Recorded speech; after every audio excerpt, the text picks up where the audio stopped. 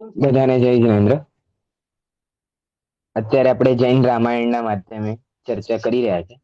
અત્યાર સુધી સીતાનું હરણ થઈ ચૂક્યું છે અને એના પૂર્વની તો દરેક ઘટનાઓ થઈ ચૂકી છે, જેમ આપણે અન્ય રામાયણમાં સાંભળીએ છીએ એ પ્રમાણે થોડીક ભિન્ન અન્ય જે કેરેક્ટર્સ છે એ પણ આપણે જોયા છે વચ્ચે વચ્ચે.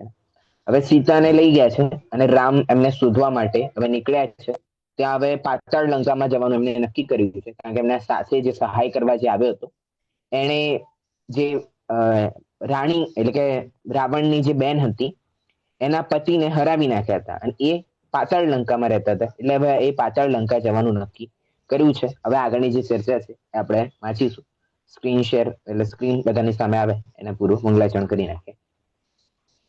નમો હરિહંતાણમ નમો શેતાણમ નમો આયરિયાણમ નમો વજાયાણમ નમો લોએ સવ્વસાહોણમ.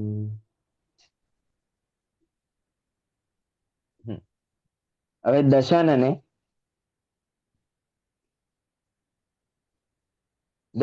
લંકામાં આવીને સીતાને પટરાણી બનાવવાનું પ્રલોભન આપ્યું. માયાવી સર્પ, વીંછી આદિ ભયાનક પ્રાણીઓથી ડરાવ્યા. આ પ્રમાણે ઘણા કષ્ટ આપીને સામ દામ દંડ ભેદ બધી જ નીતિનો અપનાવી, પરંતુ સીતા જરા પણ ડર્યા વિના દશાનનની શરણમાં ન ગઈ. ધન સંપત્તિનું પ્રલોભન પણ તેને ડગાવી ન શક્યું. સ્ત્રીનું હૃદય પ્રેમથી જીતાય છે, તાકાતથી નહીં. બંધનમાં રાખીને તેને કોઈ પોતાનું બનાવી શકતું નથી.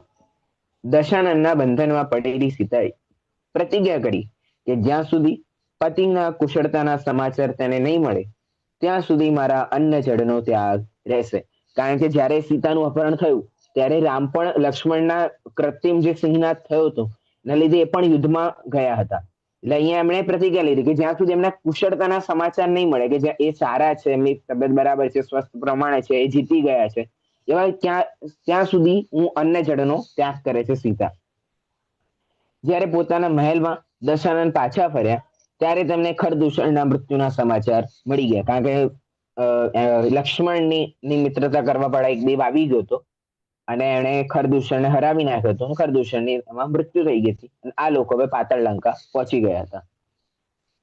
પોતાની રડતી બેનને સાંત્વના આપીને તેમણે કહ્યું કે હું જરૂર જલ્દીથી બદલો લઈશ. અને તેઓ પોતાના શયન કક્ષમાં જઈને વિચારવા લાગ્યા અને એમને નક્કી કર્યું કે હવે હું તો એમનો બદલો લઈશ. એવું નક્કી તો નથી કર્યું, પણ અહીંયા કે છે અમને. દશાનંદને ઉદાસ જોઈને એટલે મંદોદરીએ કહ્યું. એટલે શું? શયન કક્ષ એટલે શું? ઊંઘવાનો રૂમ. Study room. ઊંઘવાનો રૂમ. ઓકે. ના ના, ઓકે. ઊંઘવાનો બેડરૂમ. ઊંઘવાનો. ઓકે. શયન એટલે ઊંઘવું. ઓકે. દશાનને ઉદાસ જોઈને મંદોદરીએ કહ્યું કે મેં ક્યારેક તમને કોઈના મૃત્યુને લીધે આટલા દુઃખી જોયા નથી, અને આજે ખરદૂષણની મૃત્યુના સમાચાર સાંભળીને આપ આટલા ઉદાસ કેમ છો? શું આપ ખરદૂષણને મારવા વાળી શક્તિથી ચિંતિત છો? દશાનને કહ્યું, ના ના, હું ભૂમિ ગોચરી રાજાઓથી ડર્યો નથી, પરંતુ મારી બેચેની બીજા કારણથી છે. તેનું જે મૂંઝવણ છે એ બીજા કારણે છે. જો તું મને જીવિત જોવા માંગતી હોય તો તારે મારી પર ગુસ્સો ન કરવો, કેમ કે પ્રાણ જ બધી વસ્તુમાં મૂળ કારણ છે. તેથી જો તું મને મદદ કરવા માંગતી હોય તો ગુસ્સો ન કરે, અને તો જ તને મારા દુઃખનું કારણ બતાવું. હવે અહીંયા એમ કહે છે કે ભાઈ મારું દુઃખ જે છે કે ભાઈ સીતાનું જે છે કે ભાઈ સીતા માનતી નથી, એટલે કે જો હું તને કહી દઈશ તો સ્વાભાવિક છે તને ગુસ્સો આવશે જ, કારણ કે તારી ઓલરેડી પટરાણી છે, ઘણી બધી રાણીઓ છે, છતાંય તું એવી ભૂમિ ગોચરી સ્ત્રી ઉપર મોહિત થયા છે. એટલે કે તું ગુસ્સો નહીં કરે તો પછી હું મારા દુઃખનું કારણ તમને જણાવું. આ પ્રમાણે પોતાની મીઠી મીઠી વાતોથી મંદોદરીને પહેલેથી જ પ્રતિજ્ઞાબદ્ધ કરીને પોતાની અનુકૂળ કાર્ય કરવા લાચાર બનાવીને દશાનંદને થોડી શર્મિંદગીની સાથે ધીમે ધીમે કહ્યું કે હું અપૂર્વ સુંદરી સીતા સાથે લગ્ન કરવા માંગુ છું. પણ હવે અહીંયા એમણે મીઠી મીઠી વાતો કરીને એમને પ્રતિજ્ઞાબદ્ધ કર્યું, હું ગુસ્સો નહીં કરું ને તમારી મદદ પણ કરીશ. એ બંને પ્રતિજ્ઞા અહીંયા લેવડાઈ લે છે ને. મંદોદરીએ વચ્ચે વાત અટકાવતા કહ્યું કે એમાં ચિંતાની શું વાત છે, તે ન માને તો જબરદસ્તી તેની સાથે લગ્ન કરી લો. કે ભાઈ હવે શું કહેવાય, તમે પ્રતિજ્ઞા તો અપાઈ જ દીધી છે, એટલે કઈ કરવાનો તો કોઈ સવાલ નથી કે હું કઈ ગુસ્સો કરું કે તમારું એવું. એટલે કે કઈ નહીં, તમે એમાં ચિંતાની વાત શું કે નહીં માને તો જબરદસ્તી લગ્ન કરી નાખે, કારણ કે તમે અર્ધ ચક્રીવર્તી છો, હવે તો કોઈ વાંધો નથી. ત્યારે દશાનંદે કહ્યું કે હું એમ કરી શકતો નથી, કેમ કે મેં પ્રતિજ્ઞા લીધી છે કે જે સ્ત્રી મને નહીં ચાહે તેની સાથે હું બળજબરીથી લગ્ન નહીં કરું, કે જે સ્ત્રી મને નહીં ચાહે એની સાથે હું બળજબરી ક્યારેય પણ લગ્ન કરીશ નહીં. આવું ક્યારે કે કેવલીના સમોસામાં એમને પ્રતિજ્ઞા લીધી હતી. આપણે પૂર્વ પણ જ્યારે કેરેક્ટર્સના ફોર્મ્યુલા જાણ્યા કે કેવા કેવા છે, ત્યારે પણ એ વસ્તુ સમજી હતી. અને આ વાર્તામાં જયારે પ્રારંભમાં એ ઘટના આવી ત્યારે પણ એ વાત આપણે ત્યાં સમજી હતી. પરંતુ તે સ્ત્રી રત્ન સીતા વિના હું જીવતો નહીં રહી શકું. હવે અહીંયા એની બેનનો પતિ મરી ગયો છે ખરદૂષણ, એની કોઈ ચિંતા નથી. અને ચિંતા શેની છે, જે મોહ એમાં પડ્યો છે કે ભાઈ સીતાનો જે મોહ છે સીતાને પ્રાપ્ત કરવાનો, એની અહીંયા એને ચિંતા છે. તેથી હવે તું મારા જીવનનો કોઈ ઉપાય શોધી કાઢ. એટલે હવે અહીંયા કહે છે કે તું મારા જીવનનો કોઈ ઉપાય શોધી કાઢ, આવું મંદોદરીને કહે છે. આ સાંભળીને દશાનંદે છે, પણ કેવડી ભગવાનનું નામ શું હતું? કેવડી ભગવાન નામ લગભગ અનંત વીર્ય કેવું કઈક નામ હા, છે. અનંતવીર્ય, બરાબર. હા, અનંતવીર્ય. હા. આ સાંભળીને પતિનું હંમેશા ભલું ઈચ્છનારી મંદોદરીએ અન્ય 18,000 રાણીઓ સાથે સીતાની પાસે જઈને તેને સમજાવવાનો પ્રયત્ન કરે છે. પરંતુ સીતા તેમને સમજાવતા કહે છે કે પતિવ્રતા સ્ત્રીઓને આવી વાત શોભતી નથી. તમે મને મારો કે કાપો, હું તો મારા પતિ સિવાય બીજા કોઈને મારા મનમાં લાવી શકતી નથી. મંદોદરીએ તો પોતાની વાત કહી નાખી. આ પ્રમાણે સીતાએ ટૂંકોને ટચ જવાબ આપતા નિરાશ રાણીઓ રાજમહેલમાં પાછી આવી ગઈ. બીજા દિવસે ખરદૂષણના મૃત્યુથી દુઃખી વિભીષણ જ્યારે દશાનંદને મળવા આવ્યો ત્યારે તેમણે સ્ત્રીઓના રડવાનો અવાજ સાંભળ્યો. તો એ દિશામાં આગળ વધતા ગયા અને તે સ્ત્રીને તેનું રડવાનું કારણ પૂછ્યું. વિભીષણને પોતાનો હિતેશી માનીને તેમને સીતાએ પોતાના અપહરણની વાત કહી, તેને તેના પતિની પાસે પહોંચાડવા માટે પ્રાર્થના કરી. ભાઈ હવે એને શું કહ્યું, કારણ કે પહેલા જ વિભીષણે પ્રતિજ્ઞા લીધી હતી કે ભાઈ હું કોઈ જયારે આ સીતાના પિતા અને રામના પિતા એટલે કે દશાનન અને દશરથ અને જાનકીના પિતા, એ બંને એને મારવાનું જયારે પ્લાનિંગ કર્યું હતું વિભીષણ અને રાવણે, ત્યારે વિભીષણ એમાં સફળ થયા હતા. તો પછી એમને પછતાવો થયો હતો ત્યારે એમણે પ્રતિજ્ઞા લીધી કે કોઈની સાથે હું ખોટું થવા દઈશ નહીં. એટલે ભાઈ અહીંયા સીતા સાથે ખોટું થાય છે, એટલે આ વાત અહીંયા વિભીષણ કરે છે. સીતાને આશ્વાસન આપીને વિભીષણ દશાનંદની પાસે ગયા તથા તેને સમજાવીને કહેવા લાગ્યા કે ભાઈ આપ તો પોતે જ તો કહેતા હતા કે પરસ્ત્રીની અભિલાષા અયોગ્ય છે, ઘૃણાસ્પદ છે, તો પછી આજે આવું કાર્ય આપે કેવી રીતે કર્યું? કે જ્યારે કુંભકર્ણ જ્યારે લઈને આવ્યો બધી સ્ત્રીઓને, એક રાજા એના નગરના રાજાને જીતી નાખ્યો હતો, પછી જે નગરની સ્ત્રીઓ લાયા હતા ત્યારે આવી વાત રાવણે કરી હતી કે આવું કાર્ય કરવું તો ઘૃણાસ્પદ છે, તો પછી તમે આજે આવું કાર્ય કેમ કર્યું? આપ તે પરાઈ સ્ત્રીને તેના પતિ પાસે જ મોકલી દો, કેમ કે તે તો આપ જાણો જ છો કે મદાંત તેમજ કામાંત, મદાંત અને કામાંત વનગજ એટલે કે હાથી મનુષ્યના બંધનમાં પડીને દુઃખ સહન કરે છે.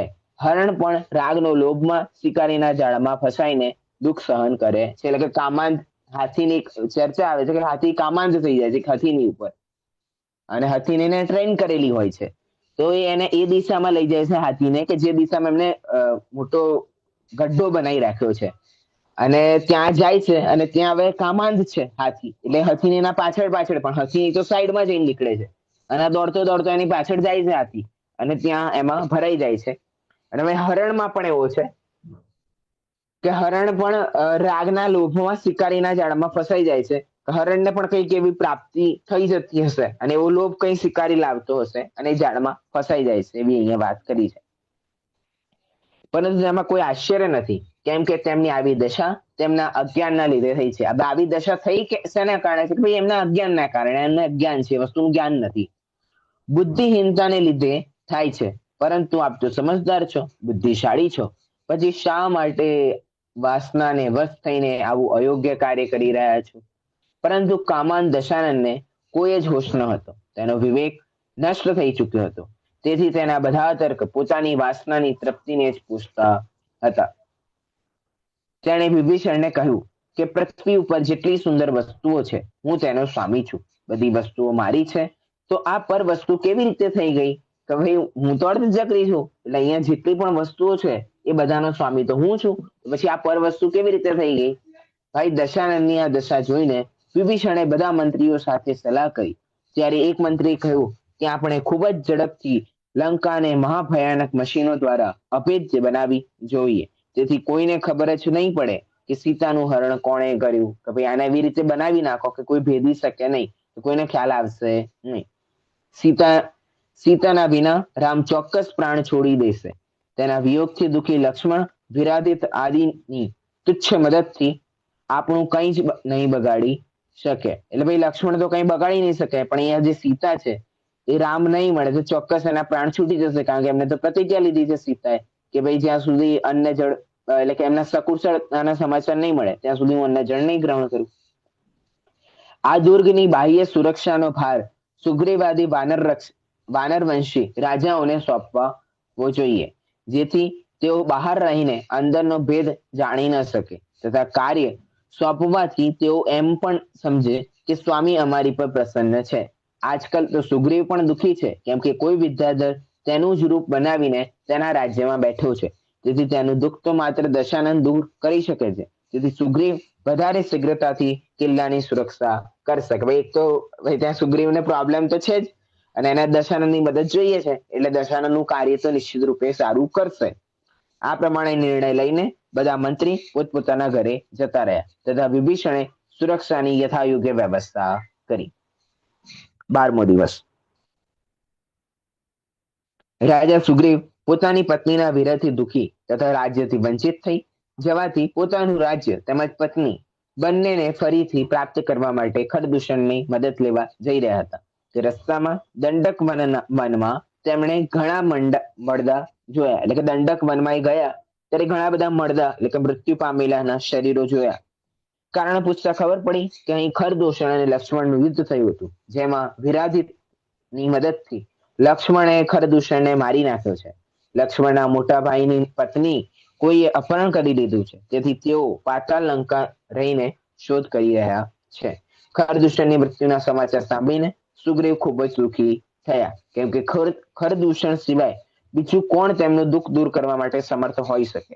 સુગ્રીવ વિચારે છે, જો કે દશાનંદ મહાબળવાન, દૈદીપ્યમાન તેમજ મહાવિદ્યાઓમાં નિપુણ છે, પરંતુ કદાચ બંનેમાં તફાવત ન શોધી શકે તો ગુસ્સામાં તે બંનેને મારી નાખશે તો મહાનર્થ થઈ જશે. દશાનંદને હું કહીશ કે ભાઈ મારી મદદ કરો, પણ એ ઠીક છે મહાબળવાન છે, પણ હવે બંનેનો અંતર નહીં શોધી શકે, બંને સુગ્રીવોનો એક નકલી અને ઓરિજિનલ, તો પછી એ બંનેને મારી નાખશે અને ગુસ્સો આવશે. તો એમ એટલે એ ખરદૂષણ હતો કે જે મને સારી રીતે ઓળખતું હતું અને મારી મદદ કરી શકતું હતું, પણ હવે શું કરો, ખરદૂષણ તો યુદ્ધમાં મરી ગયો છે. તેથી હવે મારે એના જ શરણમાં જવું જોઈએ કે જેણે મહાબળવાન ખરદૂષણને યુદ્ધમાં માર્યો છે. આણે શું વિચાર્યું કે આપણે એની શરણમાં જવું જોઈએ કે જેણે ખરદૂષણને માર્યો, કારણ કે એ હવે સમર્થ છે મારા કાર્ય કરવામાં. અને અહીંયા દશાનંદના મંત્રીઓએ વિચાર્યું કે મારા જે કિલ્લાઓની આજુબાજુ જે રહે છે એ લોકો મારા રાજ્યની રક્ષા કરશે, એટલે બંને વસ્તુ અહીંયા ક્રોસ થઈ ગઈ છે. હવે ઓલરેડી ખરદૂષણને પણ અહીંયા સુગ્રીવને પણ નથી ખબર કે જે સીતા ગઈ છે એ સીતા દશાનંદ લઈ ગઈ છે, કેમ કે મંત્રીઓએ તો જણાવ્યું જ નહીં ને આ લોકોને તો ખાલી એટલું કહ્યું કે તમારે સુરક્ષા કરવાની છે. એટલે અહીંયા આમને પાસે જાય છે. જેની પત્નીનું અપહરણ થયું છે, રામને પણ સ્ત્રીનો વિયોગ થયો છે, અને હું પણ સ્ત્રીના વિયોગથી દુઃખી છું. હવે અહીંયા સુગ્રીવ છે એનું જ હમશકલ કોઈ બનીને આવ્યું છે અહીંયા, એટલે એની પત્નીઓ પણ એની સાથે જ છે, મારી પાસે છે એની સુગ્રીવ પાસે, અને રામની પણ પત્નીનો વિયોગ થયેલો છે, બંનેનો વિયોગ સરખો થયો. જે સરખા દુઃખી હોવાથી અત્યારે મારે તેમની પાસે જવું યોગ્ય છે, કેમ કે આ જગતમાં સરખે સરખા મનુષ્ય જ પરસ્પર પ્રેમ ધારણ કરી શકે છે. આ પ્રમાણે નિર્ણય કરીને વિરાધિતને પોતાના અનુકૂળ કરવા માટે સુગ્રીવે તેની પાસે પોતાનો દૂત મોકલ્યો. સુગ્રીવનો દૂત આવ્યો છે એમ સાંભળીને વિરાધિત આશ્ચર્યમાં પડી ગયો. તે મનમાં વિચારે છે કે સુગ્રીવ તો અમારે સેવા કરવી જોઈએ, એના બદલે તે અમારી સેવા કરી રહ્યો છે. એટલે ભાઈ સુગ્રીવની તો અમારા લોકોની સેવા કરવી જોઈએ, કારણ કે દશાનંદની સાથે વાળો વ્યક્તિ છે અને એ અમારી સેવા કરી રહ્યો છે કે ભાઈ અમારા માટે કઈ મોકલી રહ્યો છે. રામ લક્ષ્મણ દ્વારા પૂછવામાં આવતા આ કોનો દૂત છે, કેમ આવ્યું છે, તેનો ટૂંકો જવાબ આપતા વિરાજીતે કહ્યું કે તે મહાપરાક્રમી વાનર વંશી રાજાઓનો સ્વામી સુગ્રીવનો દૂત છે. તેને અંગ અને અંગદ નામના પુત્ર તેમજ આગળ તેમજ સુતારા નામની પત્ની છે, જેના રૂપ પર મોહિત થઈને કોઈ વિદ્યાધરે સુગ્રીવનું રૂપ બનાવીને તેના રાજ્ય પર હક જમાવ્યો છે, તથા તે હજી પણ સુતારાને પામી શક્યો નથી, કેમ કે કેટલાક વિશેષ ચિહ્નોથી સુતારા નકલી સુગ્રીવને ઓળખી ગઈ છે, પરંતુ તે પોતાના અસલી પતિનો સાથ પાછો પ્રાપ્ત કરી નથી શકી, કેમ કે મંત્રીઓએ રાણીના મહેલ પર કડક બંદોબસ્ત ગોઠવી દીધો છે કે જેથી કોઈ પણ રાણીની પાસે ન જઈ શકે. હવે રાણી તો ઓળખી જ નાખે, એટલે ભાઈ એને તો ઓળખી નાખ્યો છે, પણ હવે શું કરે કે ભાઈ મહેલથી નીકળી શકતી નથી. સુગ્રીવનો અંગ નામક પુત્ર પોતાના ભ્રમથી બનાવટી સુગ્રીવની સાથે છે. હવે અંગ નામનો જે પુત્ર છે એ તો જે બનાવટી જે વિદ્યાધર છે એની સાથે છે, અને અંગદ નામનો પુત્ર માતાના વચનો પર વિશ્વાસ કરીને અસલી સુગ્રીવની સાથે છે. હવે અંગદ આ સાઈડ છે. મંત્રીગણ પણ અત્યંત સમાનતા હોવાથી ખૂબ જ શંકાશીલ છે, પરંતુ સુતારાના કહેવાથી તેને જ અસલી સુગ્રીવ માનીને તેની સાથે છે. આ પ્રમાણે સુગ્રીવની અડધી સેના તથા રાજ્ય તો નકલી સુગ્રીવની પાસે છે, અડધી સેના તથા રાજ્ય અસલી સુગ્રીવ એટલે કે અડધું અડધું વેચાઈ ગયું છે. નગરના દક્ષિણ ભાગમાં નકલી સુગ્રીવ રહે છે અને ઉત્તર ભાગમાં અસલી સુગ્રીવ રહે છે. શંકા જવાથી સુગ્રીવના મોટા ભાઈ બાલીના પુત્ર ચંદ્રરશ્મિએ પ્રતિજ્ઞા કરી છે કે આ બંનેમાંથી જે પણ સુતારાના મહેલ સુધી પણ જશે તે મારી તલવારથી મારી નાખવામાં આવશે. કારણ કે ભાઈ ખબર નથી ને કે આ સુગ્રીવ છે કે આ સુગ્રીવ છે, એટલે ભાઈ તમારે બંનેમાંથી કોઈને જવાનું છે નહીં. ભલે રાણી ઓળખે છે છતાંય તમારે કોઈને જવાનું છે નહીં જ્યાં સુધી નક્કી ના થઈ જાય. આ બાબતમાં તેમના જમાઈ હનુમાન પણ તેમની સાથે તેમની કોઈ મદદ કરી શક્યા નહીં. ખરદૂષણ યુદ્ધમાં માર્યો ગયો છે, તેથી હવે તે આપની શરણમાં આવ્યો છે. પૂરી ઘટનાનો ક્રમ સાંભળીને રામે વિચાર્યું કે આ તો મારાથી પણ વધારે દુઃખી છે, કેમ કે તેને તો તેના દુશ્મનનો પ્રત્યક્ષ દુઃખ આપી રહ્યા છે. તેનું કામ ઘણું અઘરું છે. અત્યારે જે હું તેની મદદ કરું તો પછી એ પણ મને મદદ કરશે, તથા કદાચ હું મદદમાં ન આવી શક્યો તો નિર્ગ્રંથ મુનિ બનીને મોક્ષની તૈયારી કરીશ. હવે અહીંયા તો રામે નક્કી કરી નાખ્યું કે ભાઈ જો હવે મદદ નહીં થાય કોઈની નહીં મળે તો ઠીક છે, આપણે નિર્ગ્રંથ મુનિ બની જઈશું, કારણ કે વૈરાગ્ય તો છે તેમની પાસે. આ નિર્ણય રામે સુગ્રીવને કહ્યું કે હું તેમને તમારી પત્ની તેમજ રાજ્ય મેળવવામાં મદદ કરીશ, પછી તમે પણ મારી સીતાની શોધમાં મદદ કરજો. આટલું સાંભળતા જ ગદગદ થઈને સુગ્રીવે કહ્યું કે મારું કામ થઈ જશે તો પછી 7 દિવસની અંદર જ સીતાની શોધ હું પૂરી કરીશ, અને જો શોધી ન શક્યો તો અગ્નિમાં પ્રવેશી જઈશ. હવે અહીંયા સુગ્રીવ પણ કહી દે છે કે જો મારી પત્નીને મારું રાજ્ય તમે અપાઈ દીધું તો હું 7 દિવસની અંદર સીતાને શોધી કાઢીશ, અને ના શોધ્યો તો હું અગ્નિમાં પ્રવેશ કરી નાખીશ. વિરાજીતની સેના તથા રામ લક્ષ્મણની સાથે કિષ્કિંધાપુર પહોંચ્યા તથા સુગ્રીવ બંનેની પાસે દૂત મોકલ્યા. નકલી સુગ્રીવે તેનો તિરસ્કાર કર્યો તથા સ્વયં સેના સહિત અસલી સુગ્રીવ પાસે લડવા આવ્યો. બંનેમાં ભયંકર યુદ્ધ થયું. છેવટે નકલી સુગ્રીવે અસલી પર ગદાથી વાર કર્યો, જેનાથી અસલી સુગ્રીવ બેહોશ થઈને ઢળી પડ્યો. નકલી સુગ્રીવ તેને મરેલો સમજીને ખુશી ખુશી પ્રસન્નતાપૂર્વક નગરમાં જતો રહ્યો. અસલી સુગ્રીવને તેના પક્ષના લોકો ઉપાડીને લઈ ગયા. હોશમાં આવતા જ તેણે રામને પૂછ્યું કે આપે હાથમાં આવેલા દુશ્મનને કેમ જવા દીધો. ત્યારે રામે કહ્યું કે તમને બંનેને લડતા જોઈને દૂરથી હું પણ અસલી નકલી ન ઓળખી શક્યો હતો, તેથી મેં વિચાર્યું કે ક્યાંક ભૂલથી મારા દ્વારા તમે માર્યા ન જાઓ, તેથી આજે મેં દુશ્મનને મારવું યોગ્ય ન સમજ્યું. બીજા દિવસે રામે નકલી સુગ્રીવને યુદ્ધ માટે લલકાર્યો, ત્યારે અસલી સુગ્રીવને લક્ષ્મણે જોરથી પકડી રાખ્યો, તેથી તે ગુસ્સામાં આવીને નકલી સુગ્રીવ સાથે લડવા ન જતો રહે. જ્યારે રામે નકલી સુગ્રીવને લલકાર્યો અને તેની સામે આવતા જ રામના પ્રભાવથી નકલી સુગ્રીવની રૂપ પરિવર્તનની વૈતેલી વિદ્યા ભાગી ગઈ. વૈતેલી વિદ્યા જતી રહેતા સાહસ ગતિ વિદ્યાધર પોતાના અસલી સ્વરૂપમાં આવી ગયો. અહીંયા લડવું જ ના પડ્યું રામને. રામ સામે આવ્યા અને એની વિદ્યા ભાગી ગઈ, જેને જોઈને બધાનો ભ્રમ દૂર થયો. અને બધા વાનર વંશી વિચારવા લાગ્યા કે અરે, આ તો એ જ વિદ્યાધર છે કે જે સુતારાના લગ્નમાં પહેલેથી જ સુતારાના રૂપ પર મોહિત હતો.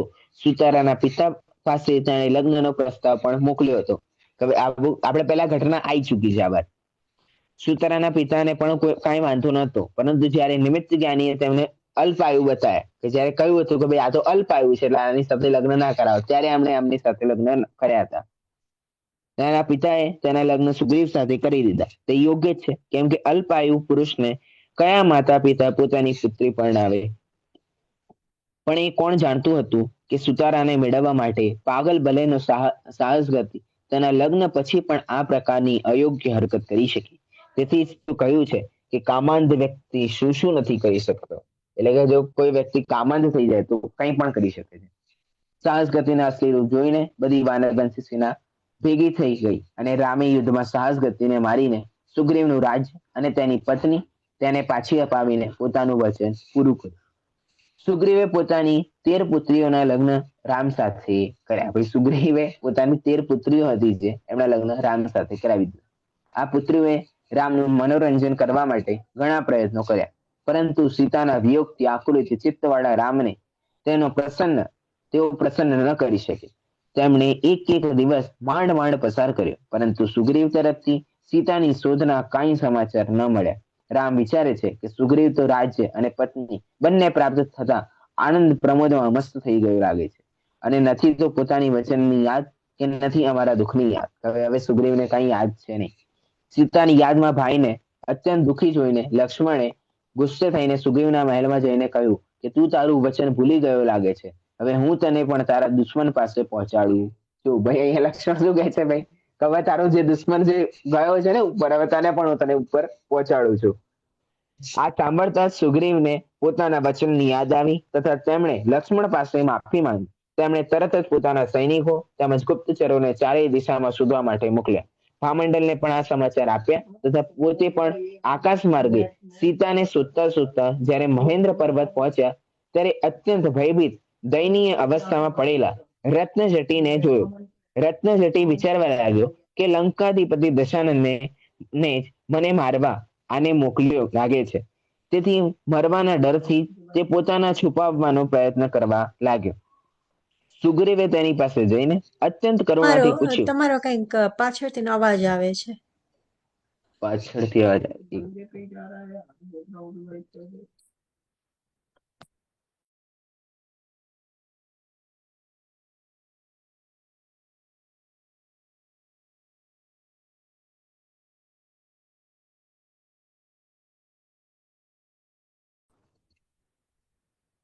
સુગ્રીવે તેની પાસે જઈને અત્યંત કરુણાથી પૂછ્યું કે તમારી પાસે પહેલા તો ઘણી વિદ્યાઓ હતી, આજે આવી દશા કેમ થઈ? તમે આટલા કેમ ડરો છો? આ પ્રકારે વારંવાર પૂછવામાં આવતા ધીમે ધીમે રત્નજટીએ ડરતા કહ્યું કે મારો અપરાધ ક્ષમા કરો, પણ તમે જ કહો છો કે પોતાના સ્વામીને બહેનને કષ્ટમાં જોઈને કયો સેવક ચૂપ રહે? મેં ભામંડલને બેન સીતાને બચાવવાનો પ્રયત્ન કરીને મારા કર્તવ્યનું પાલન જ કર્યું છે. આપને જે યોગ્ય લાગે તે સજા કરો. આ સાંભળીને સુગ્રીવે તેની હિંમત આપી તથા કહ્યું કે તમે તો ઇનામને પાત્ર છો, દંડને નહીં. અમે તો સીતાને શોધી શોધીને થાકી ગયા, પરંતુ તેની ક્યાંય ખબર ન મળી. તમે જલ્દીથી બતાવો કે તેનું અપહરણ કયા દુષ્ટે કર્યું છે. આ પ્રકારે સુગ્રીવની હૈયા ધારણા આપવાથી રત્નજટીએ સીતા હરણ અને પોતાની વિદ્યા કેવી રીતે હરાઈ ગઈ એની પૂરી ઘટના સંભળાવી, કે જેણે વચમાં બતાવ્યું હતું ને, બચાવવા ગયા હતા પછી એમણે હરી લીધી હતી. હવે કોણ આની સાથે યુદ્ધ કરે, ટાઈમ વેસ્ટ કરે? રાવણે વિદ્યા હરી નાખી હતી, એની અહીંયા જણાવે છે. આ પ્રકારે હા ઘટના સંભળાવી સુગ્રીવ તેને પોતાની સાથે લઈને રામ પાસે ગયા અને રામને બતાવ્યું કે ભરત ક્ષેત્રના 3 ખંડના અદ્વિતીય સ્વામી, કૈલાશ પર્વતને ઉઠાવનારા, સમુદ્રના છેડા સુધીની પૃથ્વી જેની પાસે છે, દેવો અને દાનવો મળીને પણ જેને જીતવા માટે સમર્થ નથી, વિદ્વાનોમાં શ્રેષ્ઠ તથા ધર્મ અધર્મમાં વિવેકથી યુક્ત દશાનને મોહને વશ થઈને સીતાનું અપહરણ કર્યું છે. રામે પ્રસન્ન થઈને આનો શું મતલબ થાય? દાનવ એટલે દાનવો. દાનવો એટલે ક્યાં છે?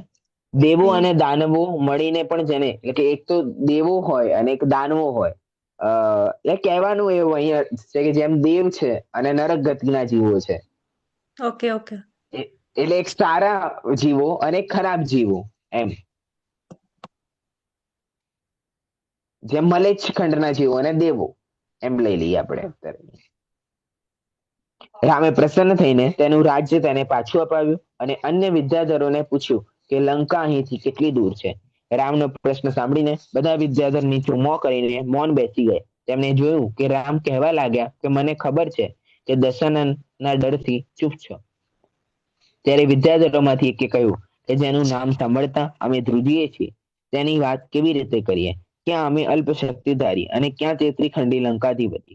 તેથી હવે તમારે જીદ છોડી દેવી જોઈએ અને જેમ થવાનું હતું તેમ થઈ ગયું એમ માનીને સંતોષ રાખવો જોઈએ. રામના ખૂબ જ આગ્રહ કરવાથી તેમણે લંકા વિશે બતાવતા કહ્યું કે આ નગર ત્રિકુટાચલ પર્વતનું શિખર છે. તેની ચારેય બાજુ ખાઈ છે.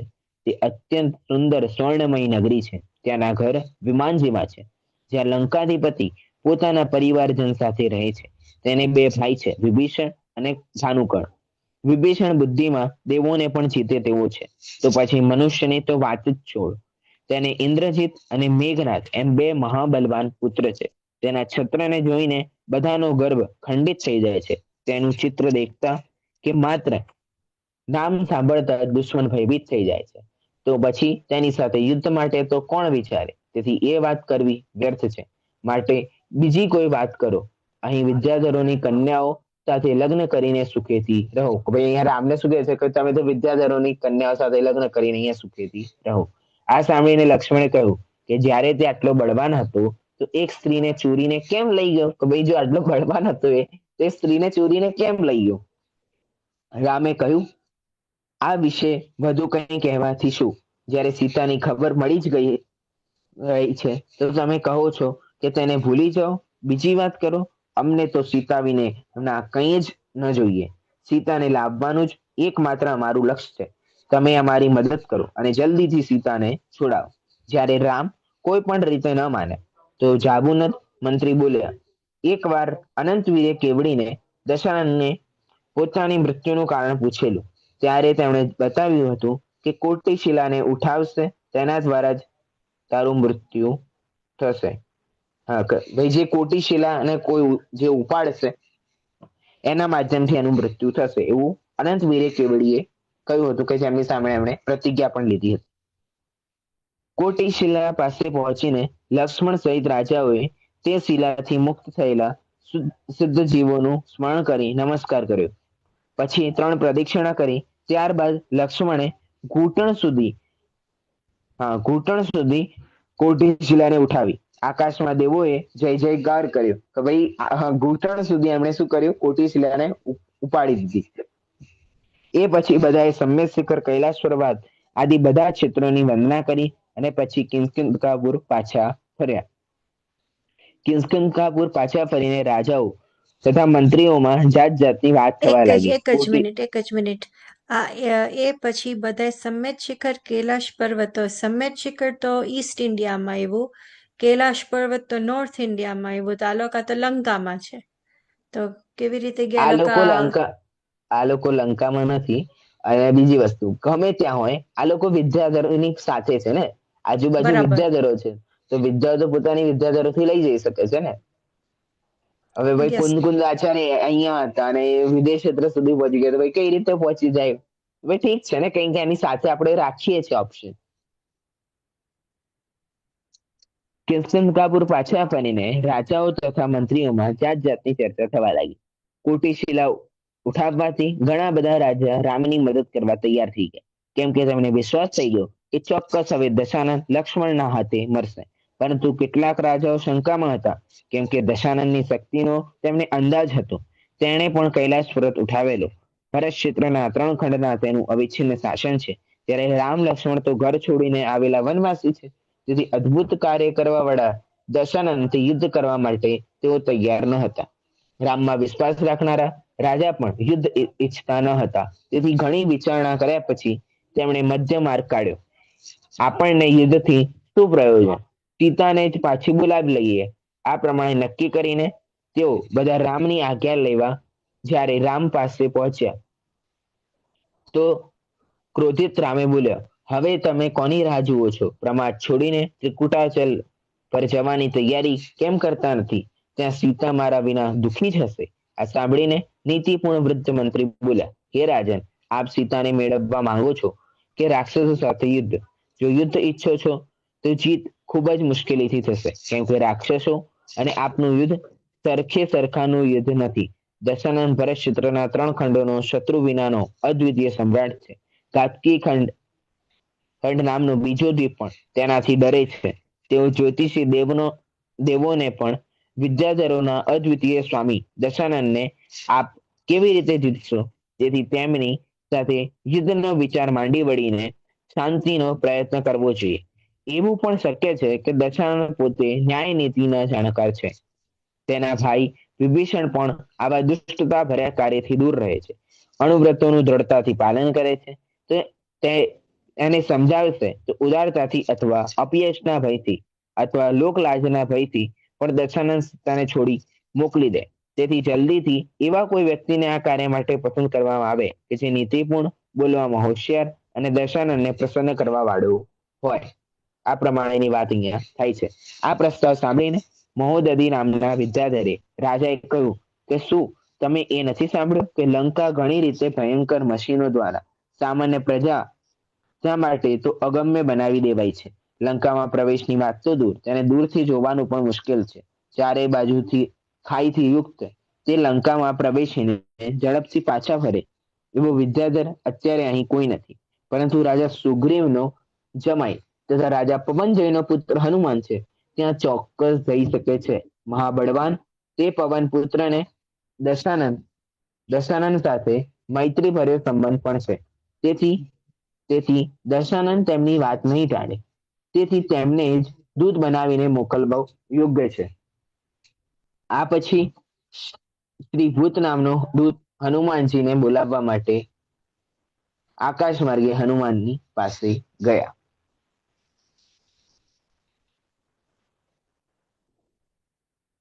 છે માઇક ઈ બંધ થયું. સુગ્રીવ. હા, આજી હનુમાનજી સુગ્રીવના જમાઈ છે.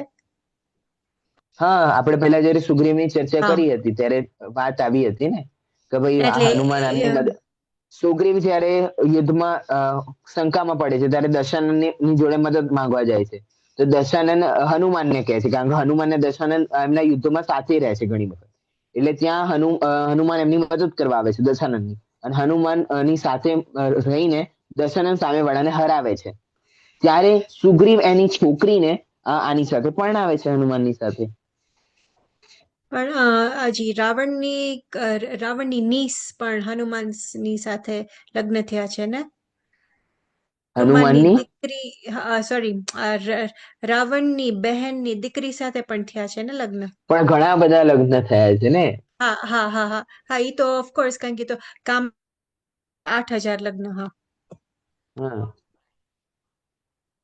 આ તો છે એટલે તો એ આટલા બંને, બધા. એટલે બંનેની સાઈડમાં જઈ શકે છે ને. હનુમાન હા, તો બંનેની બરાબર છે. સાઈડમાં જઈ શકે છે. એટલા માટે તો હનુમાનને ચૂઝ કર્યો એને, હા, બરાબર છે. આ તો વિદ્યાધરે. છે ને, પાત્ર ભી યાદ આવવા માંડે. મતલબ હા, ઓકે. હનુમાન રાજસભામાં શોકમગ્ન બેઠા હતા. યુદ્ધમાં સસરા ખરદૂષણની મૃત્યુના સમાચારથી તેઓ દુઃખી હતા. હવે સસરા અહીંયા કહી દીધા ને કે ભાઈ એ સસરા છે એમની. ના, ઓકે. ખરદૂષણની મૃત્યુના સમાચારથી તેઓ દુઃખી હતા. ત્યારે દ્વારપાળે લક્ષ્મણ દ્વારા મોકલવામાં આવેલા દૂતના સમાચાર આપ્યા. પોતાના સસરાને મારનારા લક્ષ્મણના દૂતની આવવાની વાત સાંભળીને હનુમાન ખૂબ જ ક્રોધે ભરાયા તથા તેમનો સંદેશો સાંભળ્યા વિના જ તેને પાછો મોકલવા લાગ્યા. ત્યારે મંત્રીઓએ તેમને બતાવ્યું કે લક્ષ્મણના ભાઈ રામે પોતાની બીજી પત્નીના પિતા સુગ્રીવનું દુઃખ દૂર કર્યું છે. તેમણે નકલી સુગ્રીવને મારીને અસલી સુગ્રીવને રાજ્ય અપાવ્યું છે. જેની મદદથી માટે તમે પણ અસમર્થ હતા, કે જેમની મદદ માટે તમે પણ અસમર્થ. એક સસરાને મૃત્યુ કર્યું પણ એક સસરાને જીવન પણ આપ્યું છે તમે. સંપૂર્ણ ઘટનાક્રમ સાંભળીને હનુમાન શાંત પડ્યા અને સેના સહિત પરોપકારી રામને મળવા ગયા. રામે હનુમાનનું સન્માન કર્યું. હનુમાને પણ રામ સાથે વિનયપૂર્વક વર્તાવ કર્યો તથા કહ્યું કે આપે અમારા ઉપર ઘણો ઉપકાર કર્યો છે. વિદ્યાબળની વિધિથી જાણવાવાળા અમે પણ જેને ઓળખી ન શક્યા તેને આપે ઓળખ્યો છે. સુગ્રીવનું રૂપ ધારણ કરવાવાળા સાહસ ગતિને યુદ્ધમાં મારીને આપે વાનર વંશનું કલંક દૂર કર્યું છે. તેથી હવે જો આપની આજ્ઞા હોય તો અમે યુદ્ધ કરવા તૈયાર છીએ. ત્યારે જાબુનંદ મંત્રી બોલ્યા કે તમે રામના દૂત બનીને જલ્દીથી લંકા જાઓ અને ત્યાં કોઈનો વિરોધ ન કરતા. આ સાંભળીને હનુમાને જવાની આજ્ઞા માંગતા કહ્યું કે હું જઈને દશરથને સમજાવીશ. તે બુદ્ધિમાન છે, તે જલ્દીથી સમજી જશે અને હું આપની પત્નીને પાછી લઈ આવીશ. હનુમાનને જવા માટે તૈયાર થયેલા જોઈને રામે સીતાને સમાચાર મોકલ્યા કે મનુષ્ય દેહ અતિ દુર્લભ છે, તેમાં પણ જીન ધર્મની પ્રાપ્તિ કઠિન છે. વળી તેમાં સમાધિ મરણ પણ અતિ દુર્લભ છે. તેથી તું ધર્મને ન છોડતી. મારા વિયોગથી દુઃખી થઈને જો કે તું જીવન ત્યાગવા માંગતી હોઈશ, પરંતુ ખોટા પરિણામોથી મરવું વ્યર્થ છે. તેથી જીવનનો ત્યાગ કરવો યોગ્ય નથી. એટલું કહીને સીતાને વિશ્વાસ રહે તે માટે પોતાના નામની કોતરેલી વીંટી હનુમાનને આપી તથા સીતાને ચૂડામણી આવતી વખતે સાથે લઈને આવવાનું કહ્યું, કારણ કે ખબર પડે કે ભાઈ તમે મળીને આવ્યા છો. લંકા જતા રસ્તામાં મહેન્દ્રનગરને જોઈને હનુમાનને પોતાના જન્મની યાદ આવી ગઈ કે જ્યાં મહેન્દ્રનગરમાં એમનો નાનપણ બીત્યું હતું. તેઓ વિચારવા લાગ્યા કે મારા નાના એ મારી માતાને સગર્ભા અવસ્થામાં ઘરેથી કાઢી મૂકેલી તથા તેથી મારે તેમનું અભિમાન દૂર કરવું જોઈએ. તથા એટલું વિચારીને તરત જ તેમણે રણભેરી બગડાવી દીધી. તો ત્યાં એમણે યુદ્ધ કરવાનું નક્કી કર્યું. યુદ્ધભેરી સાંભળીને સર્વપ્રથમ રાજા મહેન્દ્રનો પુત્ર તેના સહિત યુદ્ધના મેદાનમાં આવ્યો. બંનેની સેનાઓમાં ભયંકર યુદ્ધ થયું. છેવટે હનુમાને મહેન્દ્રના પુત્રને બાંધી લીધો. ત્યારે રાજા મહેન્દ્ર ક્રોધિત થઈને શસ્ત્રોથી પ્રહાર કરવા માટે આવ્યો. હનુમાનને વિદ્યાના પ્રભાવથી તેને વચ્ચે જ રોકી દીધા અને ઝડપથી કૂદીને રાજા મહેન્દ્રને પણ પકડી લીધો. જેનો લક્ષ્મણથી એટલે આજી રાજા મહેન્દ્ર એમના નાના અને એનો પુત્ર હા એટલે એનો નાના મામા ને બરાબર ને? હા હા હા હા, ઓકે. ચિહ્નો એટલે કે લક્ષ્મણથી હનુમાનને પોતાની દીકરીના પુત્ર તરીકે ઓળખી જવાથી એટલે લક્ષણથી હનુમાનને પોતાની દીકરીના પુત્ર તરીકે ઓળખી જવાથી રાજા મહેન્દ્ર તેને ખૂબ જ પ્રેમથી મળ્યા. હનુમાને પણ પોતાની આ ઉદ્ધતતાની માફી માંગી તથા લંકા ગમન માટે પોતે નીકળ્યા છે તેનું કારણ બતાવ્યું. ત્યારે રાજા મહેન્દ્રએ તો કિંસ્કિંધાપુર તરફ આગળ વધ્યા અને હનુમાન લંકા તરફ આગળ વધ્યા. આ રામને મળવા માટે નીકળ્યા અને હનુમાન લંકા તરફ નીકળ્યા. રસ્તે જતા અચાનક હનુમાને જોયું કે બે મુનિરાજ ધ્યાન મગ્ન છે અને ચારેય બાજુ વનમાં આગ લાગી છે. ત્યારે મુનિરાજોનો આ ઉપસર્ગ દૂર કરવા માટે હનુમાન સમુદ્રમાંથી પાણી લાવી ને ધોધમાર વરસાદની જેમ વરસાવવા માંડ્યો, જેનાથી આગ શાંત પડી. હનુમાન મુનિરાજને નમસ્કાર કરી જ રહ્યા હતા કે ત્રણ કન્યાઓએ પણ આવીને મહારાજને પ્રણામ કર્યા. જેમને જોઈને હનુમાન આશ્ચર્યચકિત થઈ ગયા અને તેમણે કન્યાઓને પૂછ્યું કે આ ભયાનક વનમાં તમે અત્યારે શું કરો છો? ત્યારે તેમાંથી સૌથી મોટી બેન બોલી કે આ દધીમુખ વનની પાસેના નગરમાં, જેનું નામ દધીમુખ છે, ત્યાંના રાજા ગંધર્વની અમે ત્રણ દીકરીઓ છીએ. અમારા લગ્ન માટે ચિંતિત અમારા પિતાએ એકવાર અષ્ટાંગ નિમિત્તના જાણકાર મુનિરાજને પૂછ્યું કે અમારી પુત્રીઓને કોણ વરસે? ત્યારે તેમણે કહ્યું કે જે સાહસ ગતિ વિદ્યાધરને યુદ્ધમાં મારશે તે જ તેમનો પતિ થશે. તેથી અમે આપને જોવાની ઈચ્છાથી મનોનુગામીની વિદ્યા સાધી રહ્યા હતા. ત્યારે અમારી સાથે પરણવા માંગતા વિદ્યાધર અંગારક કુમારે ગુસ્સામાં આવીને વનમાં આગ લગાવી દીધી. પરંતુ અમે તેનાથી જરા પણ ડગ્યા નહીં. જે વિદ્યા 6 વર્ષમાં સિદ્ધ થવાની હતી, ઉપસર્ગને કારણે માત્ર 12 દિવસમાં જ સિદ્ધ થઈ ગઈ છે. જો આજે આપે મદદ ન કરત તો અમારી સાથે સાથે મુનિરાજ પણ આ અગ્નિમાં ભસ્મ થઈ જાય. હનુમાને તેમની દ્રઢતાની પ્રશંસા કરી તથા બતાવ્યું કે અત્યારે સાહસ ગતિને યુદ્ધમાં મારવા વાળા શ્રીરામ કિંસ્કિંધાપુરમાં વિરાજમાન છે તથા હું તેમના જ કોઈ વિશિષ્ટ કાર્યના ઉપાય માટે લંકા જઈ રહ્યો છું. કારણ કે અહીંયા તો કહેશે ને કે ભાઈ એની પત્નીના ઉપાય માટે જઈ રહ્યા છે, એટલે કે એમના વિશેષ કાર્ય માટે જઈ રહ્યો છે. હનુમાન દ્વારા રામની ખબર પડતા રાજા ગંધર્વ પોતાની પુત્રીઓ તથા અનુચરોની સાથે જલ્દીથી કિંસ્કિંધાપુર પહોંચી ગયા તથા રામ સાથે પોતાની પુત્રીઓના વિધિપૂર્વક લગ્ન કર્યા. આ પ્રમાણે જો કે રામને સમસ્ત સુખ સામગ્રી વિદ્યમાન હતી, પરંતુ સીતા વિના તેમનું મન ક્યાંય લાગતું ન હતું. તેઓ તેની સુરક્ષા ન કરી શક્યા, તેથી તેમનું દિલ હંમેશા કચવાતું રહેતું હતું. આકાશ માર્ગે ચાલતા ચાલતા અચાનક હનુમાનની સેના રોકાઈ ગઈ. ત્યારે હનુમાને મંત્રીઓને પૂછ્યું કે શું વાત છે? શું પર્વત શિખર ઉપર જીન મંદિર છે કે કોઈ મુનિરાજ ધ્યાનમગ્ન છે? પૃથુ મંત્રીએ કહ્યું કે હે રાજન, એવું કંઈ જ નથી, પરંતુ આ દશાનંદ દ્વારા રચિત માયામય યંત્ર છે. અનેક પ્રકારના મુખોવાળા, બધાનું ભક્ષણ કરવા વાળો તેજસ્વી માયામય કિલ્લો દેવો દ્વારા પણ દુર્ગમ્ય છે. તે કોટ ભયંકર પુતળીઓ સહિત છે.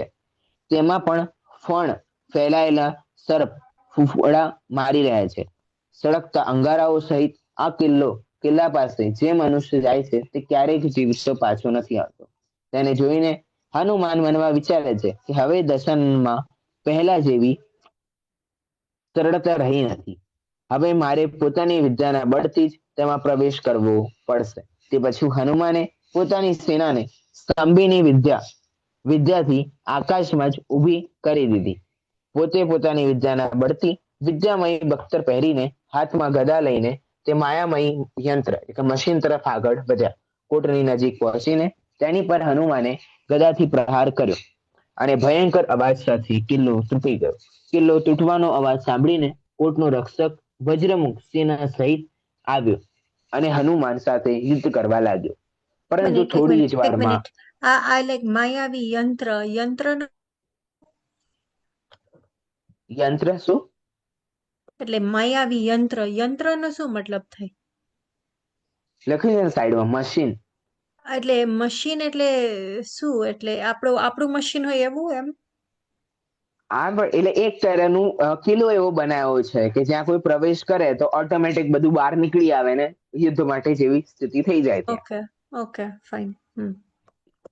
જૂની પિક્ચરો કે સાઉથની મૂવીઝ જોઈ હોય તેમાં નથી એ જાય છે ને ત્યાં ગેટ ખોલી જાય છે ને બંદૂકો બધી બહાર આવી જાય છે ને તીરો પોતાની જાતે લાગવા માંડે છે.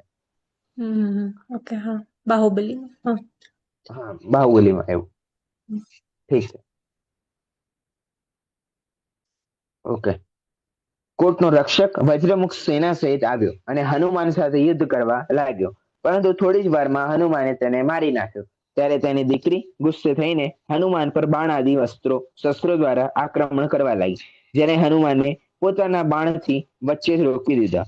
પરંતુ તેઓ વજ્રમુખની પુત્રી લંકા સુંદરીના પ્રેમ બાણથી બચી ન શક્યા. તેઓ બંને એકબીજા પર મોહિત થઈ ગયા અને યુદ્ધ બંધ કરીને લગ્ન કરી દીધા. અહીંયા યુદ્ધ ના થયું પણ લગ્ન થઈ ગયા. હનુમાને પોતાના માટે તથા સેના માટે સ્તંભીની વિદ્યાથી આકાશવાન નગર વસાવ્યું અને લંકા સુંદરીને સેનાની પાસે મૂકીને તેઓ જેવા લંકા તરફ આગળ વધ્યા કે લંકા સુંદરીએ સાવધાન કરતા કહ્યું કે કિલ્લો તોડવાથી આપની અને દશાનંદની જૂની મિત્રતા સમાપ્ત થઈ ગઈ છે. હવે આપનો પ્રવેશ લંકામાં એક અપરાધીના રૂપમાં થશે તથા દશાનંદ આપના પર ગુસ્સો કરશે. તેથી જ્યારે તેમનું મન શાંત હોય, પ્રસન્ન હોય, ત્યારે જ આપ તેમને મળજો.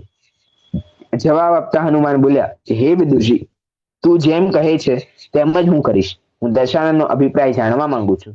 સાથે એ પણ જોવા માંગુ છું કે સીતા કેટલી રૂપાળી છે કે જેણે ધીર વીર દશાનંદનું મન પણ ડગાવી દીધું છે. આ પ્રમાણે લંકા સુંદરીને આશ્વાસન આપીને હનુમાન નિશંક થઈને લંકામાં પ્રવેશ્યા. હનુમાન લંકામાં સૌથી પહેલા વિભીષણને મળવા ગયા. વિભીષણે તેમનું યથાયોગ્ય સન્માન કર્યું. ત્યારબાદ સીતાની વાત નીકળતા હનુમાને કહ્યું કે 3 ખંડના અધિપતિએ પરસને ચોરી કરવા યોગ્ય છે?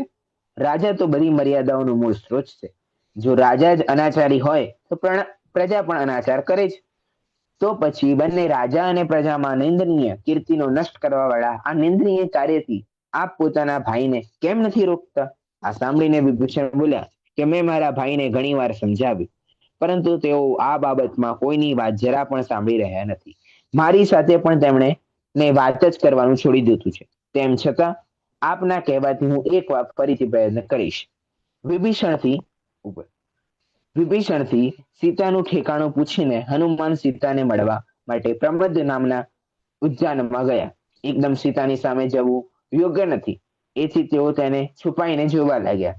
સીતા જોકે મૌન હતી, રડી રહી હતી, પરંતુ તેના દુઃખની એક એક રેખા તેના મુખ કમળ ઉપર એવી રીતે સ્પષ્ટ તરી આવી હતી કે જાણે કમળ પર પાણીનું ટીપું. કમળ ઉપર પાણીનું ટીપું પડે તો એકદમ પાણીનું ટીપું શુદ્ધ દેખાય છે, એવું રીતે હનુમાન મનમાં વિચારે છે કે અત્યંત દુઃખી અવસ્થામાં અને શરણાગાર સજ્યા વિના પણ એટલે કે શણગાર નથી સજ્યો તેના વિના પણ તેનું રૂપ અદ્ભુત છે, જે અન્ય કોઈ સ્ત્રીઓમાં નથી. તેથી જ દશાનંદ જેવો ધીર વ્યક્તિ પણ બધું જ ભૂલીને તેમાં ફસાઈ ગયો છે. સીતાના દુઃખને તરત જ દૂર કરવાની ઈચ્છાથી હનુમાન રૂપ બદલીને સીતાની પાસે ગયા અને રામ દ્વારા આપવામાં આવેલી વીંટી સીતાના ખોળામાં નાખી, જેને જોઈને સીતા રોમાંચિત થઈ ગઈ અને તેના મુખ પર સ્મિત ફરી વળ્યું. સીતાને પ્રસન્નચિત જોઈને પાસે બેઠેલી દાસીઓએ દોડીને દશાનંદને સમાચાર આપ્યા. દશાનંદે તેમને વસ્ત્ર તથા રત્ન દાનમાં આપ્યા તથા બધી રાણીઓ સહિત મંદોદરીને સીતા પાસે મોકલી. મંદોદરીએ સીતાને પાસે આવીને કહ્યું કે આજે તું પ્રસન્ન થઈ છો, હવે તું જગતપતિ દશાનંદનો સ્વીકાર કર. આ સાંભળીને સીતા ક્રોધિત થઈને બોલી કે આજે મારા પતિની કુશળતાના સમાચાર આવ્યા છે, તેથી મને પ્રસન્નતા થઈ છે. હવે અહીંયા શું કહે છે કે મારી પાસે તો એમને પ્રસન્નતાના સમાચાર આવ્યા છે. મંદોદરી મનમાં વિચારે છે કે 11 દિવસથી તે ભૂખી છે, તેથી અર્ધ બેભાન અવસ્થામાં તે આમ કહી રહી છે. હવે અહીંયા બેભાન જેવી અવસ્થા થઈ ગઈ છે, એટલે મંદોદરી એમ વિચારે કે ચલો એને કદાચ એવું મનમાં ભ્રમ થયો હશે એમ. મંદોદરી આદિ રાણીઓના અવિશ્વાસપૂર્ણ મજાકીય ચહેરાને જોઈને તેમને વિશ્વાસ આપવા માટે સીતાએ મોટો અવાજ કર્યો કે જે વીંટી લઈને આવ્યા છે તે મારા માટે ભાઈ સમાન છે, તેથી હવે તે મારા પરમ પ્રિય ભાઈ મારી સમક્ષ હાજર થાવ. આ સાંભળીને હનુમાન વિનયપૂર્વક સીતાની સામે હાજર થયા તથા નમસ્કાર કરીને રામની કુશળતાના સમાચાર સંભળ્યા. જે સાંભળીને જો કે સીતા રાજી થઈ, પરંતુ હજી પણ તેને ભરોસો રહ્યો ન હતો. તે વિચારી રહી હતી કે આ દશાનંદની તો કોઈ નવી ચાલ નથી ને. તેથી તેણે હનુમાનને કહ્યું કે મારા સ્વામી આપને ક્યાં અને કેવી રીતે મળ્યા, ત્યારે એમની સાથે કેવી રીતે મિત્રતા થઈ, તેમણે અમારો એવો કેવો ઉપકાર કર્યો કે તમે પોતાના જીવનની પણ પરવા કર્યા વિના મારી સમક્ષ ઉપસ્થિત થયા છો.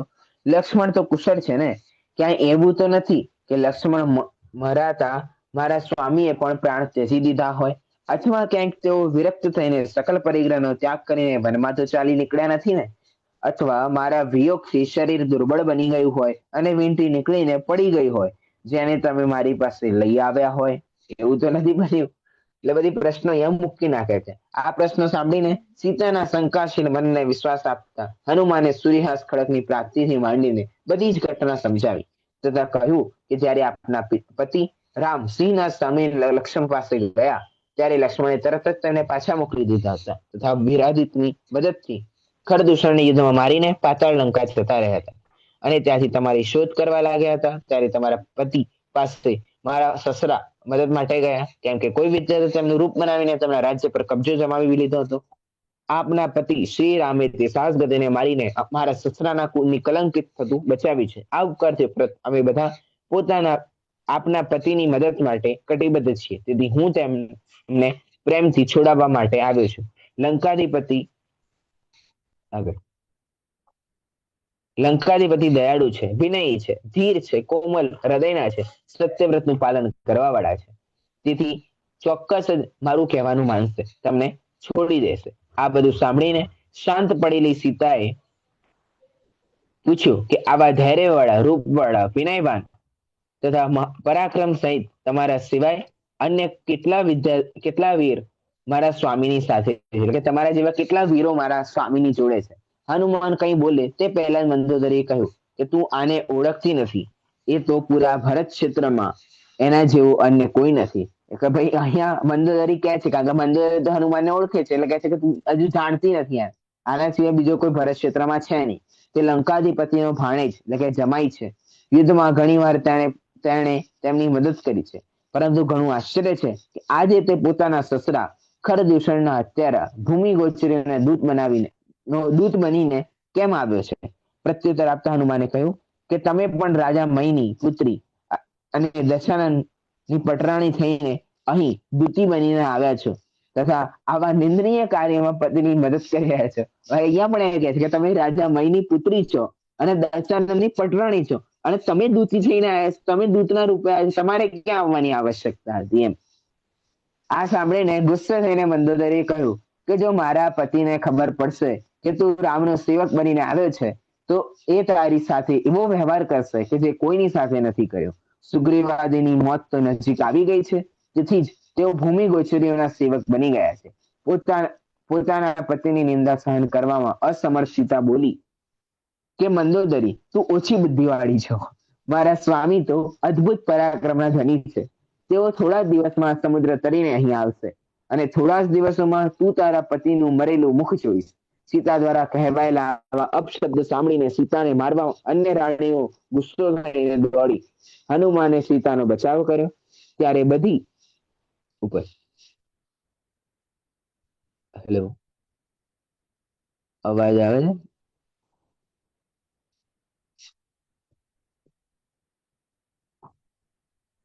આવે છે. હેલો. આવે છે અવાજ.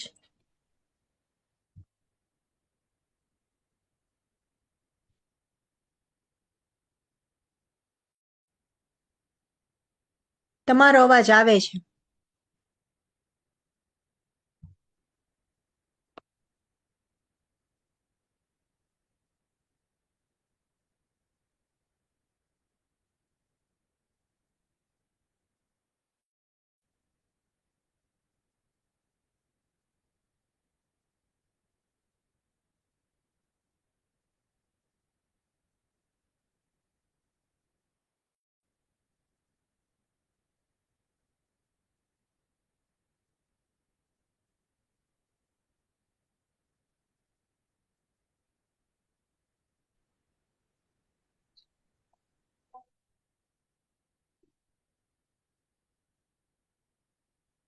હા, પોતાના પતિની નિંદા સહન કરવામાં અસમર્થ સીતા બોલી કે મંદોદરી, તું ઓછી બુદ્ધિવાળી છો.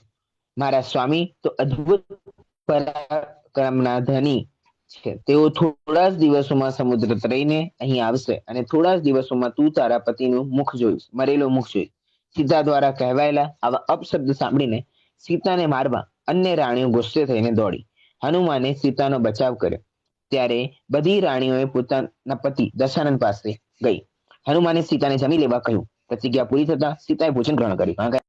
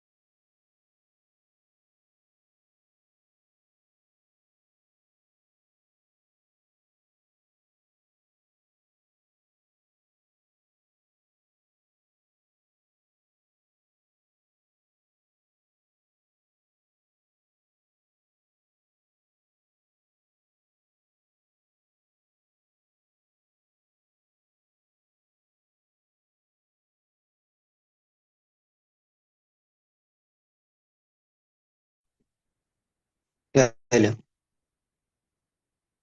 અવાજ આવે છે? હા, આવે છે. હા, એટલે કે હનુમાને સીતાને જમી લેવા કહ્યું. પ્રતિજ્ઞા પણ પૂરી થતા સીતાએ ભોજન ગ્રહણ કર્યું. એ પછી હનુમાને કહ્યું કે હે માતા, તમે મારા ખભા ઉપર બેસી જાઓ. હું તમને થોડી જ વારમાં આપના પતિ પાસે પહોંચાડી દઉં.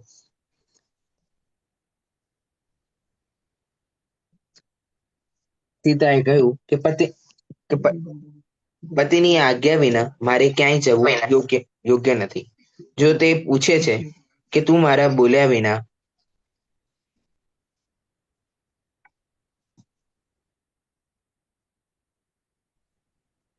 હા, કે સીતાએ કહ્યું કે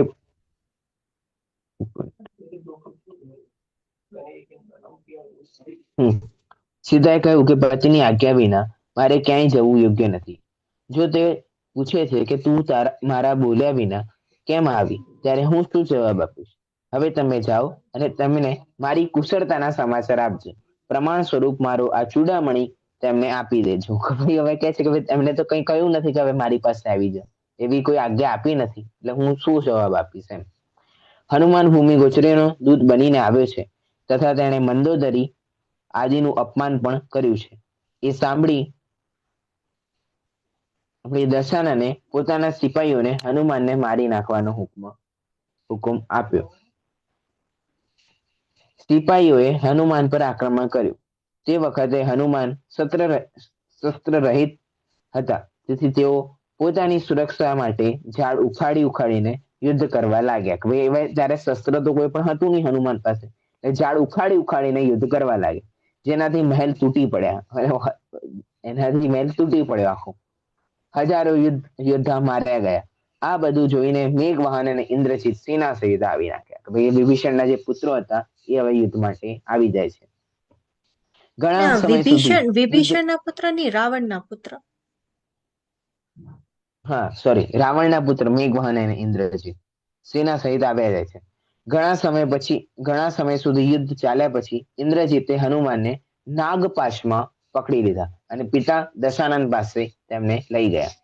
હનુમાનને જોઈને દશાનન બોલ્યા કે તમે ઘણી વાર અહીં આવ્યા છો, બધા દ્વારા પૂજે પણ રહ્યા છો, પરંતુ આ વખતે રાજદ્રોહી બનીને આવ્યા છો, તેથી દંડને પાત્ર છો. હનુમાને કહ્યું કે તમે તો પોતાના કુળને ડૂબાવવા વાળા છો, પર સ્ત્રીની તૃષ્ણાથી જલ્દીમાં જ મૃત્યુ પામશો. કોઈ સાચું જ કહ્યું છે કે વિનાશ કાળે વિપરીત બુદ્ધિ, વિનાશનો સમય આવે ત્યારે બુદ્ધિ કેવી વિપરીત ચાલે છે. ગુસ્સે થયેલા દશાનને આદેશ આપ્યો, તને નગરમાં ફેરવો અને જુદા જુદા પ્રકારના કષ્ટ આપો. હેલો. સેવકો હનુમાનને લંકા નગર તરફ લઈ ગયા. થોડી જ વારમાં તો હનુમાનને પોતાનું બંધન તોડી નાખ્યું અને નગરમાં ના મહેલ વગેરેને પગથી લાત મારીને તોડતા પોતાની સેના પાસે જતા રહ્યા. અવાજ આવે છે મારો? હેલો. આવે છે, તમારો અવાજ આવે છે.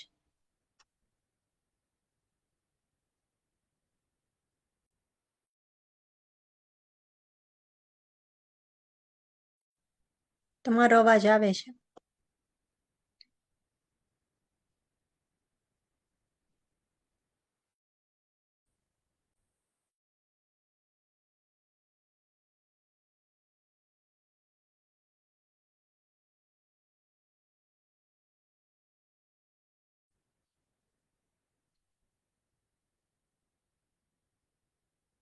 હેલો. હા બોલો. હા, આ પ્રમાણે લંકાને તહસ કરીને હનુમાન કિંસકીપુર આવ્યા તથા સુગ્રીવને બધા સમાચાર આપ્યા. સુગ્રીવની સાથે તેઓ રામની પાસે ગયા. હનુમાને રામને સીતાના કુશળતાના સમાચાર આપ્યા. પછી સીતા દ્વારા અપાયેલી ચૂડામણી રામને આપી. રામે બધા સમાચાર જાણી લીધા. પછી લંકા તરફ આગળ વધવાનો વિચાર બનાવ્યો, જેને સાંભળીને સિંહનાદ રામના વિદ્યાધરે કહ્યું કે આપ તો ચતુર છો, મહાપ્રવીણ છો, તો પછી આપ યુદ્ધનો કેમ વિચાર કરી રહ્યા છો? હનુમાને લંકામાં જઈને જે તોફાન કર્યું છે તેનાથી દશાનંદ પહેલેથી જ આપણી પર ગુસ્સો ભરાયો છે, તેથી હવે તો આપણી મોત નક્કી જ છે. જો કે અમે તો આપની સાથે જ છીએ, જેમાં બધાનું હિત થાય એવું જ કાર્ય કરવું જોઈએ. એનો જવાબ આપતા ચંદ્ર ટાઈમ થઈ મારીચી ટાઈમ શું ટાઈમ થઈ ગયો છે. હા, એટલે આ પૂરું કરી નાખીએ ને. હા હા. એનો જવાબ આપતા ચંદ્ર મારીચી વિદ્યાધર બોલ્યો કે તમે નકામાં ડરી રહ્યા છો. આપણે સાથે હનુમાન સુગ્રીવાદી મોટા મોટા વિદ્યાધર રાજાઓ છે.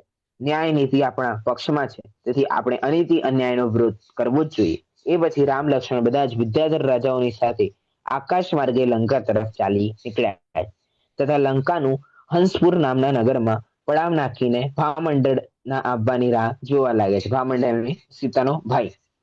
ગુણને અવગુણમાં બદલતા જરા પણ વાર નથી લાગતી. ખબર નહીં ક્યારે કઈ ઘટના પોતાના જીવનમાં બધા જ ગુણોને અવગુણમાં બદલી નાખે.